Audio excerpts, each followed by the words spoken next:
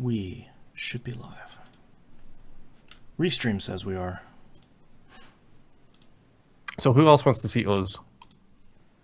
Is that Jordan Peele's new movie? Oh, hell yeah. I definitely want to see that. So when I saw Captain Marvel in the theater, I bought my tickets in January, reserved the seats I wanted, got the recliners, made sure it wasn't 3D. We get there, the theater I reserved in, that specific theater is under construction. Of course. They are now rerouting us to different theaters, and they're doing it. There are 4 of them. They all have printouts of paper that they're handwriting our numbers on our tickets and then writing it down on the paper. So my word. We go into the theater. We sit down in our seat. Like there's a blank seat to our right and there's a blank seat to our left. Then this guy shows up a minute later with 2 kids. Like there's only 2 seats to our left. And he says that they had assigned him of course they these did. seats.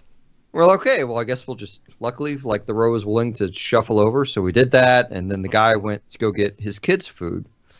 And I didn't realize it, but some lady had sat down in his seat while we weren't paying attention. And so he comes back with all the food and has to get her to move. It's, you know, they gave us a movie. Yeah. It didn't, like, I probably need to see the movie again just because there's no way. Oh, is that the shitty cinema experience that you were talking about on Twitter? Yes. Yes, it was. Absolutely, like, the movie started late, like, and, like, this is, like, the fan event Captain Marvel thing, so, like, and they gave us a bunch of free shit. Like, both Susie and I got 2 free movie passes apiece and free popcorn and drink. Like, that doesn't save the experience. That just gets me to come back to your theater. Right, see it a second time.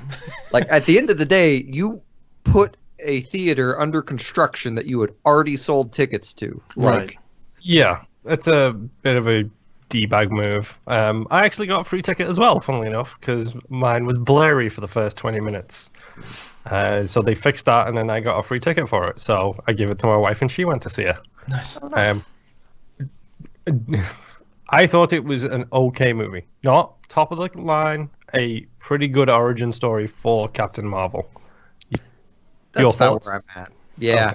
It's, I think they had a decent story. I just don't think it was executed that great. Like, I feel like they have moments where the movie starts to have personality. Maybe, like, the soundtrack is a good example of that, because they'll have, like, these cool moments where they're doing, like, something different than generic Marvel orchestra soundtrack, and like they'll, I guess the most obvious example would be like in one scene they had like this synth starting to come up, and it's like, oh wow, are they gonna go for an attitude or some personality on this or something, and then it goes back to like bland Marvel style. Or not saying all I'm not saying all orchestras are bland. I'm just saying like a lot of the Marvel movies are fairly bland, and they have 2 great themes, and that's the Spider-Man theme, which is just a knockoff Avengers theme when you get right down to it. Yeah. And they have the Avengers theme, which still gives me goosebumps every time I hear it. Yeah. Well, and like, I think the Avengers movie, like they had an interesting score to it, even if it was a little hammy at times. And really, the hammy part I'm talking about is the part I never would have noticed had Chuck not pointed it out on. Oh God, are you about to ruin this? The moment in the first Avengers movie where Loki tells everyone to kneel and the old Jewish man comes up to oppose him. The song they play in that movie is an homage to Schindler's List. Oh, yes. Oh, Jesus. So, like, I mean, it's fine. It's fine that they did that. It just is. But it's like, it's kind of corny. You did the most on-the-nose thing you could do. Yeah. Yikes. I mean, to be honest, I actually think Captain Marvel sits pretty well because it's a low-key movie. It's very much like Ant-Man, the original Ant-Man. It's like, it's a big, huge event that has just happened or is about to happen. Right. Take a breath. Just step back, take a breath, stay in the universe. But this isn't, I mean, it's kind of world-ending, but it's not universe-ending at this point. So it's like, it's okay. Let's just back up a second, breathe in, breathe out. Now we're ready for Endgame. Right. I mean, I like some of the switch-ups they did. I mean, obviously, like, say obviously. Like I haven't read the last 10 years of revamp they've done for the character, right?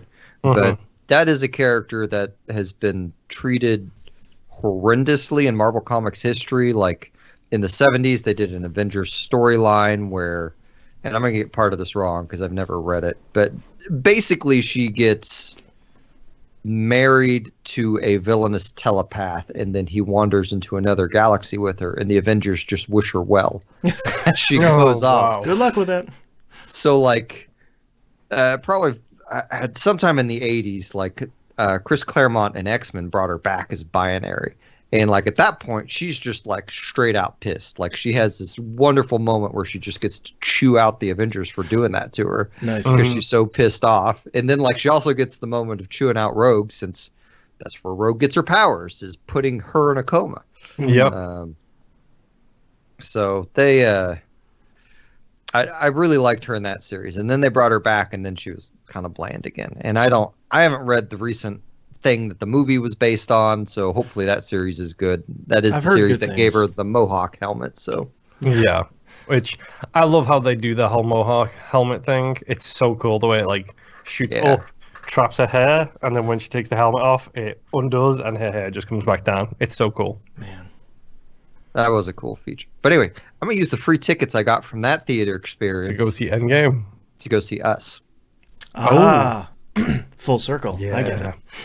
Yeah, that movie looks horrifying in the best way. Yeah, I don't watch a lot of horror stuff, but I will watch whatever that dude puts out.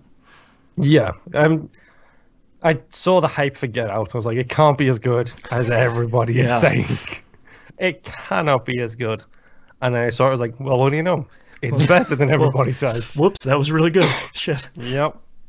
Peele really has his finger on this thing he's going for, so I'm really excited for him to do Twilight Zone. I think that's going to be super cool. Well, and I think, like, how involved is he in that? Is he just the host? I think he's the showrunner. Okay. I think. That's awesome. Yeah. Like, I have no experience with Twilight Zone at all because, number one, I'm English. Right. We had it, but not on a channel I had access to. The free equivalent was the other classic, which is Tales from the Crypt Keeper. Yeah, I think the Tales from the Crypt is more horror, and I feel like Twilight Zone was more suspense with a little bit like there was always a little twist where it was like, whoa, that wasn't what I was expecting, but it wasn't. Tales from the Crypt was always sort of like, ugh, okay. Yeah, body horror versus mindfuck. Yeah. I just, like, did they make like an actual, like, Tales from the Crypt I just always think of as corny, and maybe because the only Tales from the Crypt episode I remember is the one, I think it was Alec Baldwin played a TV repairman, and this woman's husband was downstairs working on his experiments and then cheated on him upstairs, and he came up, drugged them both, and then switched their heads with their bodies. Oh, right. So that went for 93 episodes. What? Wow. Wow. In UK seasons, that's like 9 seasons. Yeah, that's like 50 years. Yeah. Okay. You guys ready to start this thing? Let's do it. Don't blink, because you might miss it. All right. Let's get started in 3, 2, 1. It's the third Saturday of the month, which means the Game Club crew comes together to talk about yet another game. I'm your host, Boston. Joining me as always is Moonpeer. Hello. And Musim. I was honestly expecting you to say Musim's name first, and I don't know why. Gotcha. Keep you on your toes. This month we're going to be talking about Brothers, A Tale of Two Sons, which is likely and hopefully the most depressing game we'll play in 2019. Oh, I don't know. Did you play last month's game? Yeah, man, the two of them are fighting it out, duking it out for saddest video game title. Hard to figure out what we played last month. That was June. Yeah, last day of June. Oh yeah. The other sad one. Let's talk about the game a little bit. Released on August 7th, 2013, and then sort of every couple of months trickled out onto other platforms. Published by 505 Games, developed by Starbreeze Studio. Time travel. Metacritic at 85, OpenCritic 81. Metacritic this time is an average. It sort of ranged from 90 to 81. So, peers for the release date, Dragon's Crown, which got press for a much different reason. Yeah. Papers, Please, which was another huge indie hit. Spelunky got its proper release after the Game Jam version when they went back and redid it. That came out on like the next week. So, DuckTales Remastered. The dubious honor of Plants vs. Zombies 2, which, boy, that was a release, if anyone doesn't remember that. And lastly, Saints Row 4, which is a great video game. Wow. That's what I would have been playing that week. Yeah, like that whole... And that was mostly like just 2 weeks in August. That wasn't even the whole month or like the whole quarter. That was just... You can keep going for that whole month, and it was insane. So 2013 was good. I have a question. Is this game partially responsible for Generation 2 of the rebirth of indies? Because we saw with the 360 release, like, Geometry Wars came out. I know people who bought PGR just to play Geometry Wars. Right. We had a big, huge spat of big indies.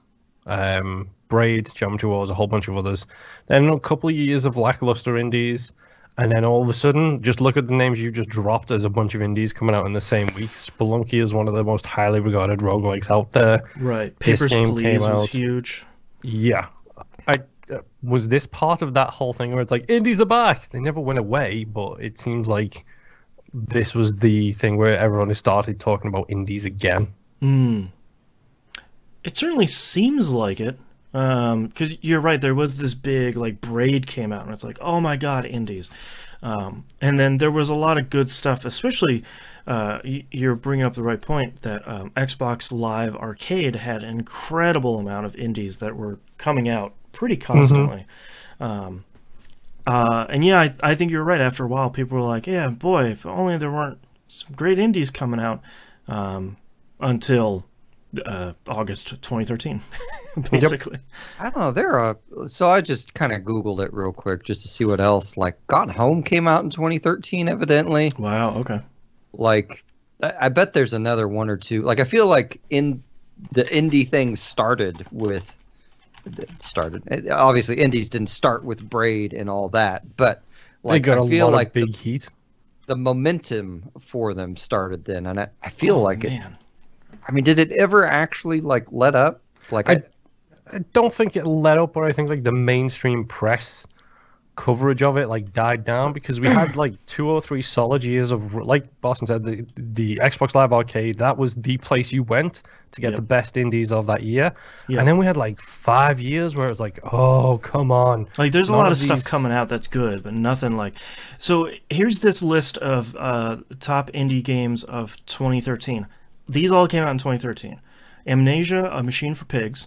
Oh, wow. Proteus, Rogue Legacy, Towerfall, Papers, Please, Surgeon Simulator.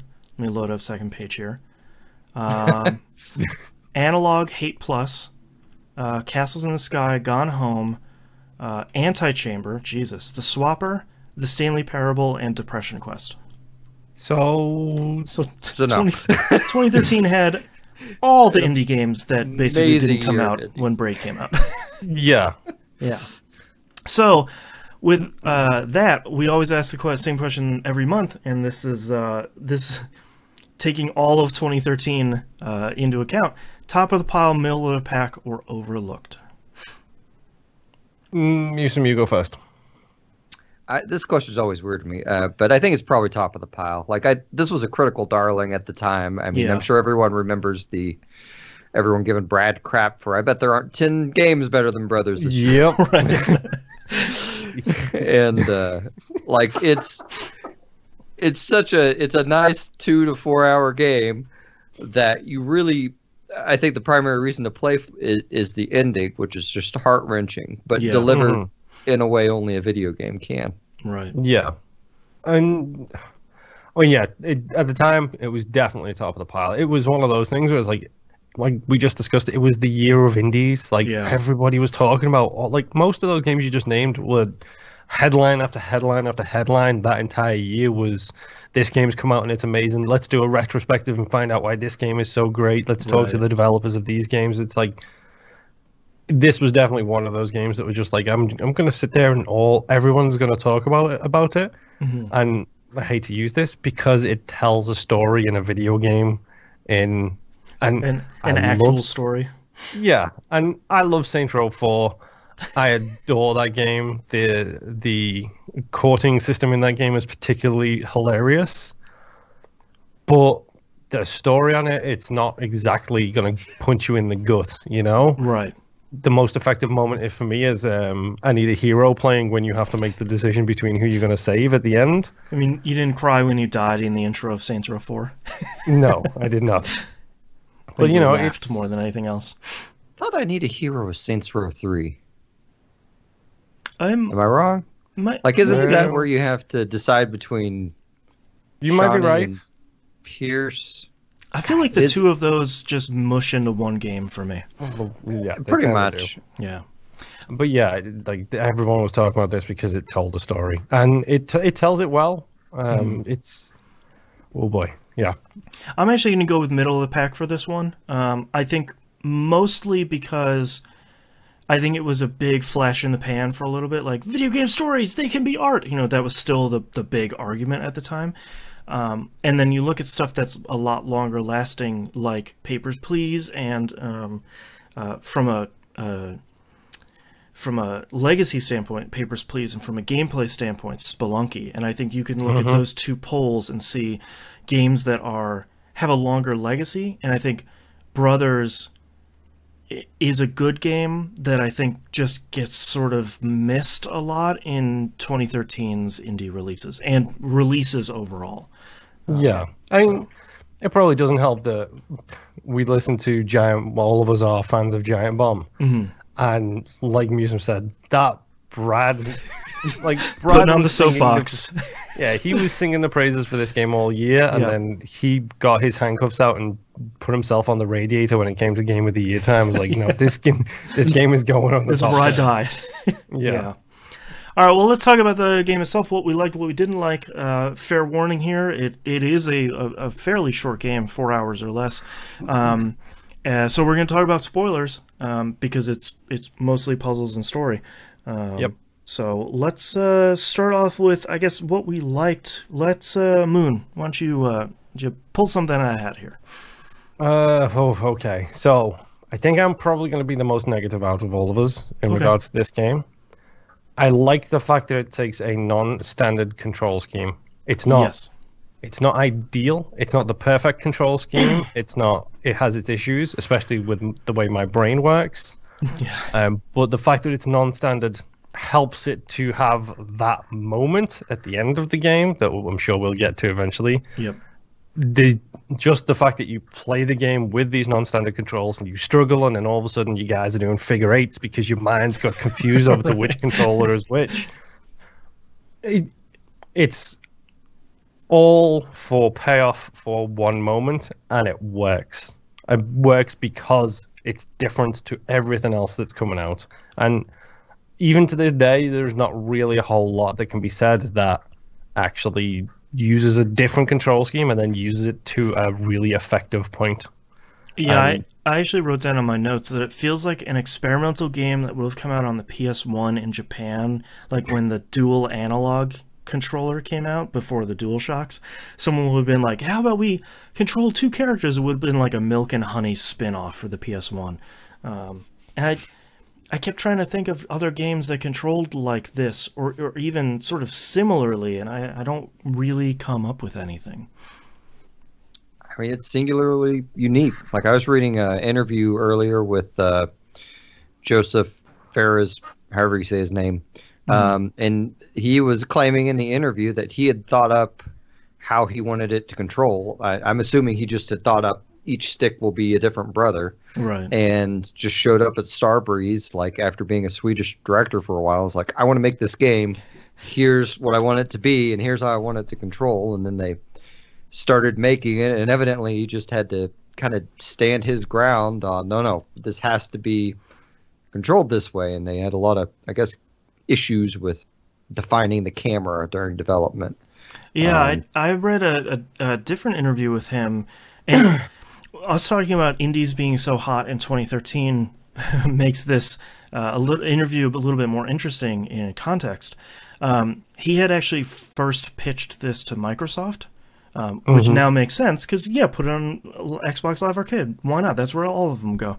And Microsoft denied it because what they wanted to do was they wanted to make it a 2-player co-op game. And he kept putting his foot down, like you were saying, Musim, and saying, like, no, it has to control this way and it has to tell the story this way. And eventually Microsoft passed on it because they wanted it to be probably a selling point of Xbox Live. Where it's like, play with your friend, control the brothers, puzzle game, whatever. But he had said that Starbreeze was the only company that really wanted to take a chance on starting to develop it and see where it could go. I thought that was interesting. Yeah, it's he's quite a character. Like, yeah, I've been debating about through this whole podcast. I'm like, where would be the best place to start shouting "Screw the Oscars"? Like, in the middle of this. But I do think the control scheme did give us some cool moments, especially really early on. You have to take this giant thing and shove it in some gears to make it, stop the gears up. And I like that they basically gave you the moving a couch into your friend's apartment moment where it's like, no, you swing out and then you back up, and there was some cool stuff like that I wasn't really expecting. Yeah, there's that one, and then there's I love the tree branches and like the bending stuff, like the putting additional weight on thing to make the other side lower. Yeah, and having to figure out which person goes which direction in order to actually find the outcome you need. The bed in the cage one, I struggled with that for about 30 minutes because I'm an idiot apparently. Well, and I think that's this game. I wrote down that this game reminds me of Portal a lot, where for Brothers and Portal, both games are so focused on their puzzles, and there's largely just that. Brothers doesn't even have any speech. It has a made-up language. It has no text. There's nothing going on there to distract you from the cinematic storytelling. But in both of those games, I feel like once you get the puzzle and you start executing it, especially for me, where the two brothers were tied together with a rope and they're swinging, like once you get that down, swinging from one to the other and then letting the first one go and swinging to another place, like that felt really good. Like flying that contraption that you had to balance with the two brothers to sort of turn, like that felt really good. A lot of those puzzles feel great. Yeah, it's surprising how natural it can make that control scheme work, because like it's not stuff like that, like the moments like the rope swinging and the hang glider and all of these moments like this, they all work beautifully. For me, it was literally I struggled with running from point A to point B. Yep, me too. That was where I struggled, where all of a sudden they're doing the crisscrosses and then one's running backwards, like, no, you run forward. Okay, hands off the controller, recenter the thumbs, which one is which. Yeah. That was for me for the entire time. Was this had to have been one of the first games that did the go to a bench in the world and sit and look at the stuff that's there kind of moments, right? Like, it might have been, yeah. I don't remember that happening a lot before that. I'm sure some other game did it before, but yeah, Life is Strange is the next game I would think of for like taking a rest and looking at the environment. Listening to hipster music. Yeah. Man, that music's good. Music's good in this game too. Yes. I looked up all that stuff too. That's Gustav Gredberg. I have no idea if I'm saying his name right. He's a Swedish dude. I think he's the resident Starbreeze guys because he worked on Chronicles of Riddick, Escape from Butcher Bay, and The Darkness. He appears to be partially credited with the sound for A Way Out, and I guess he did that one with Sam Hewlett. So weird bit of thing I found on the Bandcamp for the soundtrack for this game. Okay. evidently Simon Victland, you know, the guy who did all the awesome Bionic Commando rearmed stuff. Evidently, he provided some additional guitars and quote-unquote instruments. Instruments. I just have a lot of... I brought a whole truck. There's a lot of instruments with me. Yeah. Interesting. That's cool. The other weird thing I found out is Gustav, I guess, in his spare time or maybe growing up in the 80s and 90s, got into what's, I guess, termed an Amiga artist by doing tracker music, which I think is just the kind where you have like the 4 numbers for each instrument and you arrange them, but I could be wrong. I could be entirely wrong. Interesting. He's an early scene kid. Yeah, but I checked out some of that, and you know, it wasn't bad. It's cool video gaming music, but I don't know. It was a weird little hole I dug into because I'm not familiar with this dude at all or any of his work, so it was just everything was completely new. I'm not familiar with Amiga artists or tracker music, so yeah, that's cool. But, I did. I think I largely liked the art style too. Just rewind a second here. Let's figure this out. Remastered version on the Xbox One for me. PS4 version for me, which I guess is remastered. Yeah, it's all up-resed and everything. Oh, okay. Museum. I originally got it on Steam and played through it, and I might have watched a playthrough for this podcast. Maybe that's all right. There's no shame in it. That's part of our. That's part of. I did that last month since I had already played last stage. So I've not seen the remaster version. Is that just a grafics update? Yeah, basically. It's one of those things where it feels like they basically they didn't. They basically just re-rendered everything. Like they didn't go in and redo every single asset to make it like super HD. It just felt like, let's just put a splash of smoothing around everything and figure out how it goes. I know it's not this easy, but if it was easy, they just, instead of exporting a 720p, they export a 1080p, and I was like, hey, it works, all right. yeah, pretty much. Yeah, I think largely it looks pretty good. I think the world looks interesting. Lighting looks pretty good. I think most stuff looks pretty good in the game. There's some stuff here and there where it's sort of like, that looks a little weird, but all right. Yeah, I think they do it actually. One thing I love about mix of the art style and the game design is they do a good job of building the world and visual storytelling. Like you said, there's no text, there's no talk, there's no nothing. And then all of a sudden you meet in a cave troll and you're running through this valley of the giants where everybody is like clearly in a big massive fight. And it's like, well, that arrow is about the size of a house. So how bad was it? Yeah, that... Oh, go ahead, Musen. It really is kind of a tour of the world type game. Like, you know, like you have those movies where they just go through a country and this and that, and they call it kind of a tourist movie. And that's kind of how I felt about this game in general, just because you get all those cool different scenes and scenarios with characters that are only in that portion of the game. Like the weird cave troll guy and his girlfriend's story arc was freaking awesome. I love that. Yeah. You know? I love the damsel in distress where you have to do the blood statue. Yes. And then what that damsel turns out to be. Yeah, there was a moment where you're going through that town and you're hiding from like that invisible giant thing. And she leaps across a chasm and I was like, wait a minute. That's not... What is she? The thing that ticked me off to it was when you cut down the tree to cross the chasm. She runs across it on all fours, like a haunted house villain from like Japanese movies. Interesting. Like she's just like, she's like, wait a tick. Yeah, I noticed she had like done a backflip off of it, but I didn't notice the all fours. Interesting. Yeah, she turns out to be a spider, and that was like, I feel like as soon as you start that area, like that back half of the game, it's sort of like, oh, there's all these people fighting. Oh, the rivers are kind of bloody. Oh, we're moving these people's bodies. Oh, I totally shot that guy in the head and chopped that guy's leg off. This is getting darker than I was expecting. Yep. Yeah. And it goes, well, worse. Yep. She turns out to be a spider lady, and then you rip off all of her legs, and she stabs the big brother, which I guess probably should have seen coming, but... Yeah, I'll be honest, that was one of the things where when that happened, I was like, oh, so we're leaning into all of the fantasy tropes in this one then. Okay. Right. Yeah, they should have learned, at the start. It's called brothers. It's bros before hoes, guys. Come on. Right. Exactly.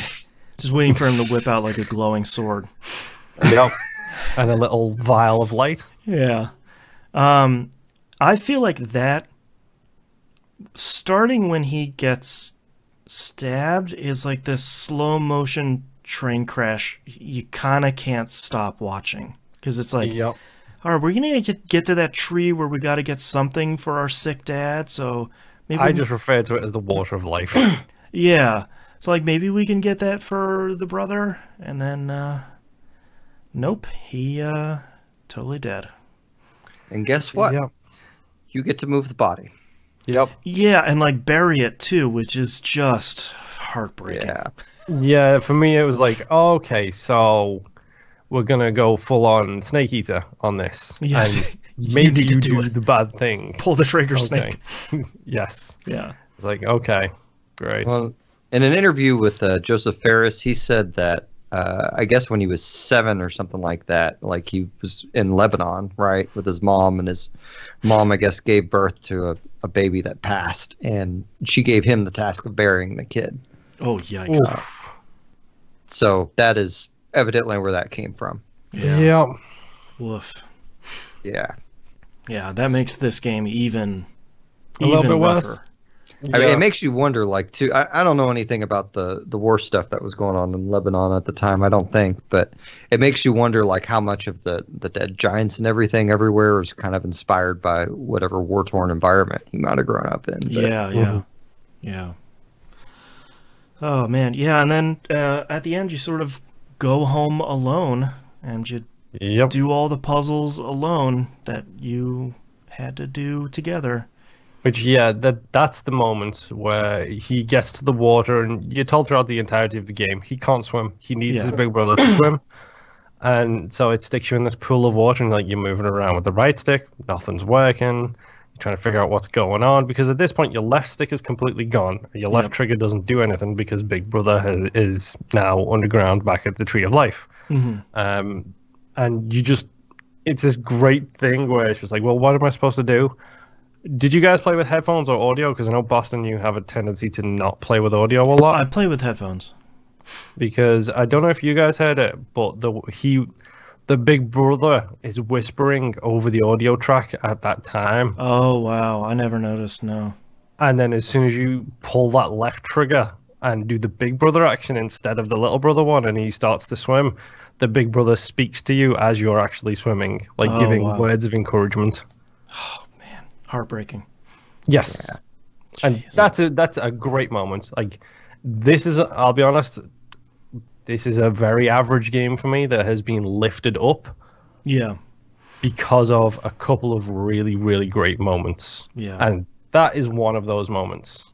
I mean, it's really all about the last 20 minutes of the game, right? Like, it's about the time you had before, getting used to having that stick, and then losing that character associated with those buttons. Yeah. And then it just salt in the wound from there. Like, just like having the game end with the dad crying on the ground. I mean, yeah, just credits. And it's just like, oh man.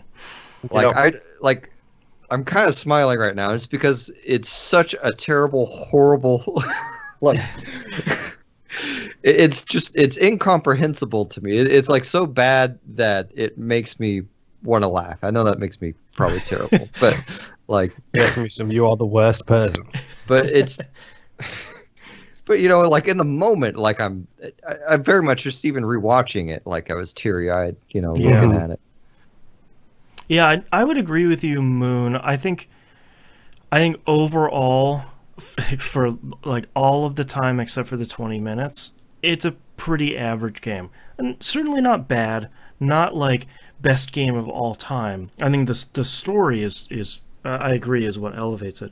There's a lot of really fun moments that I feel like we don't get a lot in video games, where you're like, both brothers can interact with someone and they both do something different, and that's not in service of anything. It's just they're saying hi, and that's, you can tell that this was really driven by someone who's not typically making games, where it's like, they don't give you a collectible or more health. It's just Yeah. a person playing a harp. Like the only purpose it has is to bring you closer into the world, kind of thing, Yeah. which most people wouldn't see that as a purpose. It's like the old Deus Ex games. Like, one of the reasons people love the Deus Ex games is because you can literally pick everything up and just throw it around if you have the appropriate skills to do so. yeah, It's like, it's one of those things where it's like, okay, so Big Brother's going to show the scroll and Little Brother's going to do little wavy hand motion. right. And then, depending on what you do, like, the sleeping guy is a prime example of that for me. It's the guy who's asleep on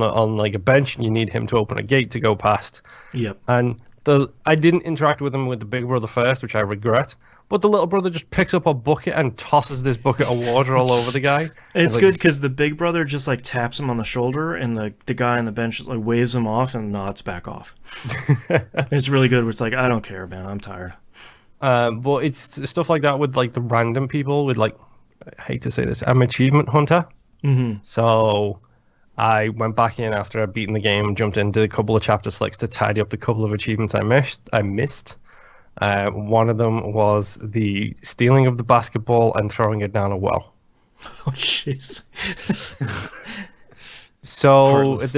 it's chapter 1 as you're going through the town. There's a little girl playing basketball, and when I first played through it, I picked it up. I played catch with the two brothers and the girls, like throwing it to each other, and then she'd take the shot. There's an achievement for throwing it down the well, but only the little brother will throw it down the well. The big brother Yeah. won't do it. That's great. And then as soon as you do that, the girl bursts into tears and just stands there crying. And the only thing you can do is just leave. Yeah, and the end Wow. of the achievement description is shame on you. Great. That's Great. amazing. Yeah. Yeah, I think largely it's a game that I enjoyed. I think a lot of the puzzles felt really good, and I think largely they were pretty obvious. In sort of a good way, where I felt like, okay, yeah, I can play around with this a little bit. All right, now I know how to do this. But overall, I think it was a really solid game. I think to come back to Mr. Shoemaker, had I played it in 2013, probably on my top 10 list, but probably not number 1. Yeah. Can you name 10 games better than Brothers this year? Probably not. Not in 2019, that's for sure. I keep all those lists. I could probably look that up because Yeah. I'm fairly certain I did play that. Like that year, I was kind of vindictive. Like someone would say something and be like, "I'm gonna hate play this thing now." But like, Yeah. Oh, you I think loved it? Oh, I'm gonna love it, sure. yeah. Hey, I think I did wind up liking Brothers, but I think I just 2013 was a good year. Hey, Yeah. at least if you're being vindictive, you play it before you start slamming it. You don't just start slamming it before you play it. Yeah, exactly. There's a reason I've read all of the Twilight books. Know thine enemy. Right. I'm pulling out my top 10 for 2013. Misum, how did you feel about this at the end of the day? Overall, I liked it. Like honestly, it's one of those games that I think would be at a perfect price point at $5 to $10. I think because it's only 2 to 4 hours, I think anyone who is a fan of emotional storytelling in video games should give it a shot. Just because it's such a, if you're looking at 1 to 2 sessions at most, and you're going to get an interesting world to look at, even if the graphics are a bit dated, like the graphic style, I think, at this time. So also, for achievement hunters, it's a quick 1,000, just so you know. There you go. I think it's worth your time. I don't know if it'd be worth $20, but I'm also kind of stretching my pennies at the moment, so that might be where some of that attitude's coming from. Right. I think in 2013, $20 is a good price for it. Yeah. I think 5-6 years later, probably a little bit on the expensive side. Yeah. And it was in Game Pass. It's not anymore, which is unfortunate. So I lost out on that front, but that's fine. Like, we picked up, we played it. I think if it goes on sale, pick it up, because it's a good enough experience to go through it the once. And like Misum said, it's 2 sittings. Yeah. It's sit down, play it for a couple of hours, sit down, play it for a couple of hours, and you're done. Yeah. 4 hours max, really. Yeah. It's inventive. Like, it does things differently. And considering we've had 2 or 3 shoot 'em up looters drop already in 2019. The fact that this does something different is actually a very good thing. Yeah, it's refreshing. So here's how much of a jerk I was in 2013. So I did in fact beat it in 2013, and I turned in a top 9 list. Oh, man. Oh. Did not include it. Wow. Oh. So Musum can name 9 better games than Brothers. Right, Just, exactly. Just a little pedantic on my part. I just looked at my top 10 list for 2013. My number 2 was Saints Row 4, and all I wrote was Turbo Dumb, comma, super great. That's Saints Row 4. And we talked about this last week on TVGP. That was the year I gave my Game of the Year to BioShock Infinite, which was a wrong choice. That past me was bad. That was not a good choice. Honestly, that was a game that was easy to get swept away in the hype with. Yeah. Like, it was a game that, on the face of it, it presented itself very well. Yeah. But is a very average game. It's no BioShock 2. I put it very high because I liked 1999 mode mostly, and no one played it, so that was a bummer. Just like no one played BioShock 2. Go play BioShock 2. It's great. Yes. I still liked Infinite, but I don't think it was a game changer or anything like that. Yeah. Yeah. It did some solid sort of storytelling. I'll give it credit there. Yeah. Again, 2013, the year of the video game story. Yeah. A pretty good Okay, year. this is my shame. Like, I put BioShock Infinite above Sleeping Dogs on my list. That is a solid mistake. Hindsight would have changed a lot. Yeah. Yeah. All right, let's talk about our next game voted by you, the patrons, winning by a landslide. Super Hot. Platforms that came out on PC, including 2 PC VR platforms, OS X, Linux, Xbox One, and PS4, and the Super Hot VR also came out on PSVR. Yep. So, from what I understand, Super Hot VR is a little bit of a different game. The structure of it is a little bit different to fit VR, but it's largely more Super Hot. It's not like the other thing, the roguelike Super Hot. That's something different. Thankfully, not a narrative-driven, super bummer video game, as far as I know. But it's about hackers, so it's going to go down that road eventually. You know it, and I know it. That's fair, yeah. So we will reconvene in a month to talk about Super Hot. Thank you so much, everyone, for listening, and we'll see you next time. Bye. And thanks, everyone, for watching the live stream and the video. Bye.